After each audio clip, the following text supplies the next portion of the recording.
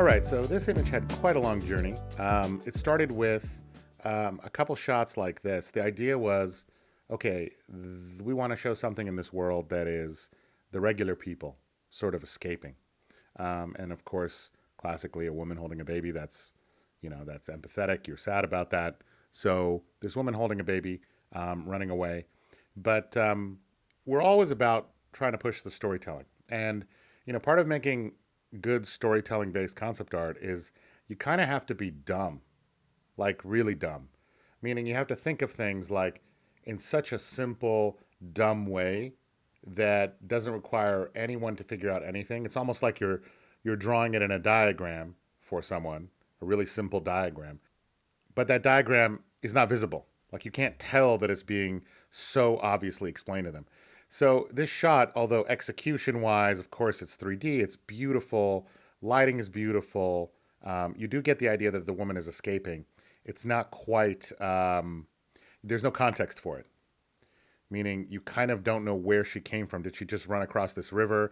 Was she just on this other side of the lava? Where's her family? Where's her stuff? It's a little ambiguous. It's like a woman running, and then there's a backdrop, and the two are kind of disconnected.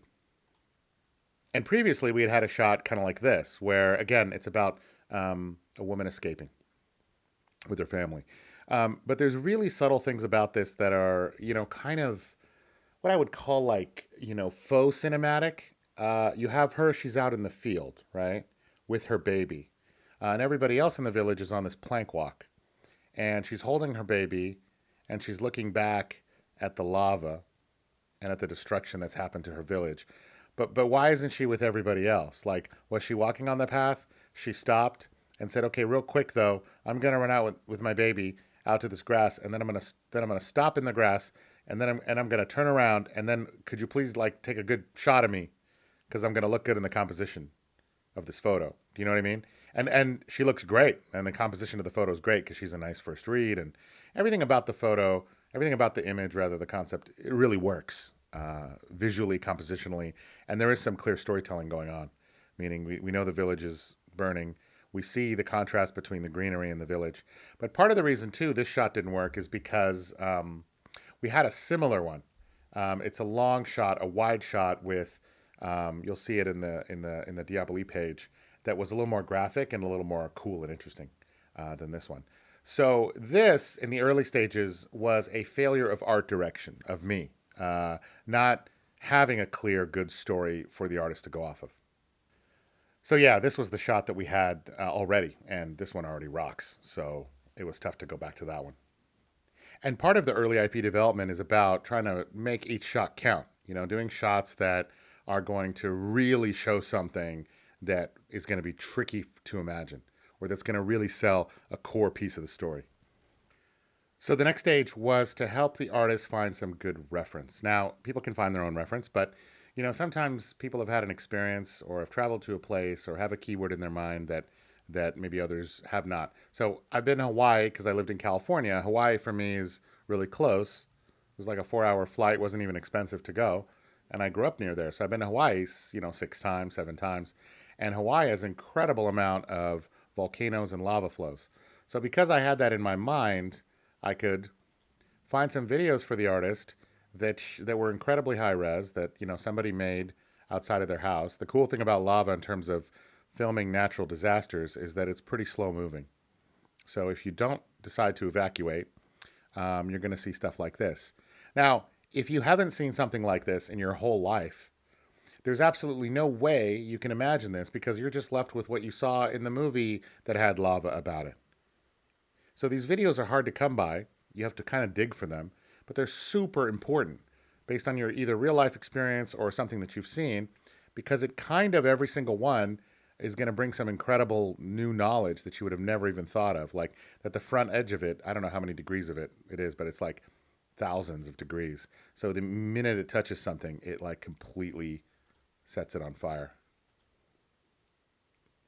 because it's just too hot. Literally nothing can survive lava. It's thousands of degrees. And when you're looking at something like this, there's so much information in every incredible real life high res shot that is easy to not notice. And it's not just about the still image, it's about the moving image. Notice the way the smoke is happening.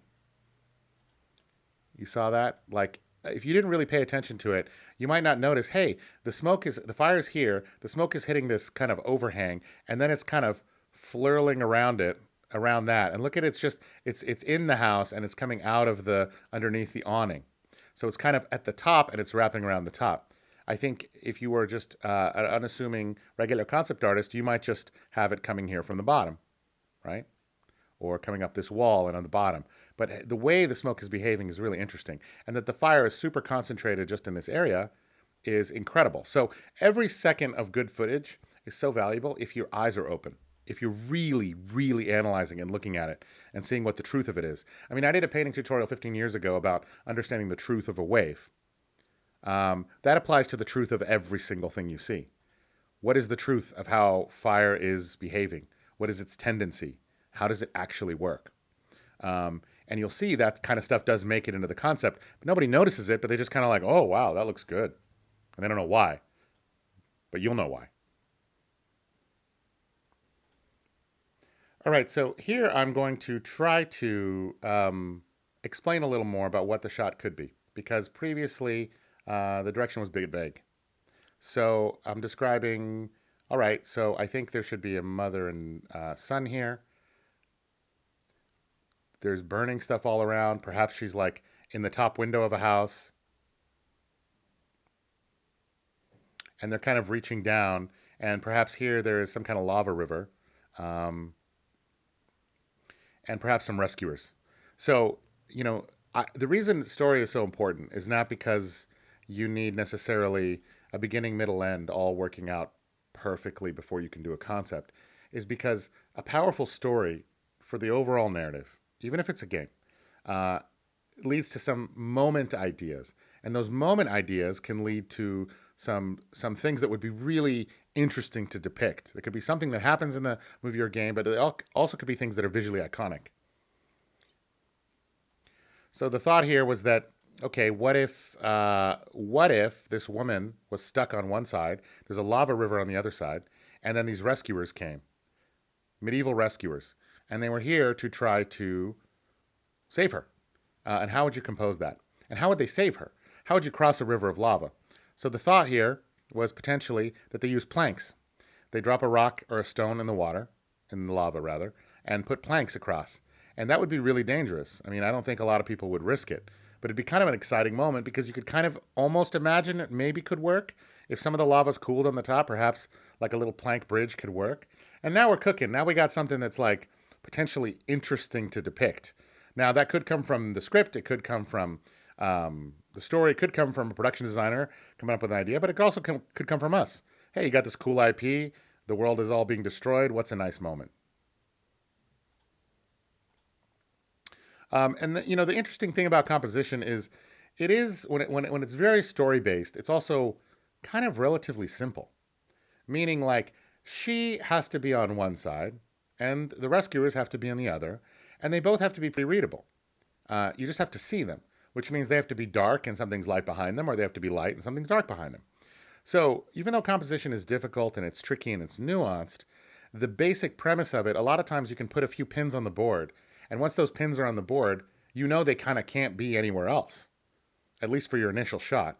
So here I'm describing, okay, well, let's have a guy here. Let's have some guys standing around. Perhaps there's some other guys carrying bits of plank and wood. And perhaps they're carrying boulders, dropping the boulders in the lava, hoping they stick or stay, and then putting some planks to cross to reach her. And then behind her, there's a house that's being completely destroyed. All right, so the next round was looking really good. We got some nice lighting, some feel, some tone. It's really clearly readable that she's in danger and that she needs rescuing. It's also clear that there's a lava river here. But one of the early thoughts was this guy right here, he's reaching his arm out, but what is he reaching for? You know? A big part of making story based concept art is really trying to dig in and think, um, what if I were doing this? Like really, like what if I really me like was really doing this? Do I reach out, for someone if I can't reach them clearly? No. You'll give someone your hand, but only if it's possible for them to reach your hand. But if you're trying to reach someone and you're looking at them and they're a lot far away, you're not going to reach out your hand. So those are the kinds of subtle things that we try to attend to. So one of the other little issues with this image is that we have these boulders, right? They're big, and we were kind of saying, okay, well, what if they placed boulders and put planks on top? But if the boulder's too big, they kind of couldn't pick it up, right? So again, just like the guy with his arm out, the boulder kind of needs to be a size that someone could pick up. Again, it's such a subtle, not so subtle thing. Once your mind is geared for story, then you start automatically like seeing all that kind of stuff. One of the other issues with this shot is that visually, remember I was talking about being dumber. Concept artists are too smart. Sometimes you need to be really just kind of visually very dumb. And one of the things is if you're crossing a lava river, then you need to see the lava river across the whole way. So it's clear that it needs crossing because right now it looks like someone could just run around on this side. They wouldn't even have to bother building this plank walk. Also, if you were building a plank walk, you would probably build it with maybe one plank, right? Maybe a plank, a stone, a plank, a stone. So there's, 4 or 5 little things that are not big deals in concept art, but they are gigantic deals if you want to just try to be a visual storyteller. Here we're talking about binding sticks together. What are the possible ways in which these guys could make things to cross here? How wide should this river be? And then the idea came up that there probably could be a little bit of a crowd watching. Like this was a platoon of guys, a brigade, a platoon, a battalion. I don't know which one is how many, but whichever one is less. A group of soldiers, and they're gathered around and they're working together to kind of save this woman. That kind of started to make sense. One of the other thoughts was that perhaps the house could be more on fire because it would help to silhouette her a little bit. So, we're making story decisions, but we're also making story decisions for this shot. Where is she going to be standing in it? And how do we like frame her so she looks more in danger? Again, every time we're just checking in with those feelings and those basic story things we want. She's in danger. She's screwed. She's surrounded by fire. She has a baby to amplify it. So if any of those things don't feel enough, you don't see them enough, they're not in your face enough, then that's an opportunity to push them. But it's always informed by that, by the base story. And here we're talking a little bit about a possibility for her being outside of the house. Initially, my thought was that she's in the house in a window, but the artist had a better idea to put her down here, which I think is cool. But she kind of still needs to be in danger so that the clock seems to be ticking. The idea came that perhaps she's on a well because her house is made of wood, so it'll burn down. But the well is made of stone, so perhaps she could be standing on the stone well, and that's kind of her only refuge while she waits out all the lava and all the wood burning and everything else that's burning, and that kind of makes sense. All right, so this next version, magic happened. Look at how all these incredible pieces came together. Um, Daniel really killed it. And there's an amazing now, like an amazing amount of really subtle and interesting storytelling. And leading the eye, too. It's a symphony, basically. Um, he's reaching out, but he's reaching out in a way that seems like he could grab her. She's silhouetted by the fire in an awesome way, but it doesn't look forced because there's also some fire here. But she's very clearly silhouetted by the fire that's placed nicely right behind her. The planks look really believable, like that they would actually do this. And you can see the guy's out of focus here. This guy has got a light on him. His arm is leading down. His stick is leading into the shot. You're blocked from going outside of the shot here by this guy. His thing is going back up. His sticks are going back up, leading to this guy who's leaning down, pointing a stick towards this guy, connected to this guy. There's a little bit of a gap here that shows this connection, and then that connects right to this guy, leads to her. So you can see, even though it looks chaotic, there's this incredible chain of events and clear storytelling. What they're doing, what they're holding, how they're handing it, their exact poses, all of that has been like incredibly solved now in this next version. The notes we're talking about next are about the fact that she looks like she's pretty much rescued, meaning there's no danger around her. And the well is absent. And we had talked about the well last note. So The next note was to add the well, put her on it, and show that perhaps she's not quite saved yet. It's the last step, but like she's not completely in the clear. Right now, she looks like it's over. There's no more tension. She's over. It's not like the very last moment. Next, I'm showing a video, an incredible video of an eruption in Iceland, to kind of make the point that it would be nice if the part where the lava is moving is always the brightest. Because in the version we have right now, the lava is a little bit dim. And again, really paying attention to real life, whatever the best video you can find, is always a great resource. And Daniel had made a couple other shots, which are all beautiful, that have really nice depth of field. And again, this is a big advantage of the 3D process. Another angle where we're just experimenting. So now we got a well in here, but you can see it's such a tricky game because this well is technically a well. It solves all the issues of that were mentioned in the last one, but it does block the entire house. It kind of takes up too much attention, and it becomes almost this kind of structural focal point, which is a bit distracting and kind of too hardy, but is beautifully created, arranged, and rendered. And then here's the final shot. You can see this well got toned down, but it's got just enough to let you know that it's a well, right? It's got the handle and the rope, and you can see that it's a well. There's a little bit of last thing of danger. You can see like she's almost home free, but she's got to cross this plank, otherwise she's going to fall in the lava. There's all the great storytelling that's happening here with all these constructed guys. This beautiful background. The smoke is arranged in a way to frame the shot nicely. And we got some really cool alternate shots because, again, the 3D process lets us really nicely get alternate shots pretty quickly. So we just move the camera up. And then it's always nice, too, to have kind of a close-up story moment. It makes it feel more cinematic. And, again, we have all the 3D assets, so it's nice to do a few. These other two hardly got any revisions because they looked great right away. We might have tweaked her arm a little bit, but that's the process.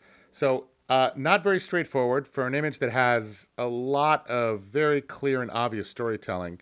The point here was to show that that does not come easy. It's hard work to really think about what the story is and to design for it. And at first, keep this in mind, it was the fault of me because I wasn't giving clear story direction. And that's why it's so important.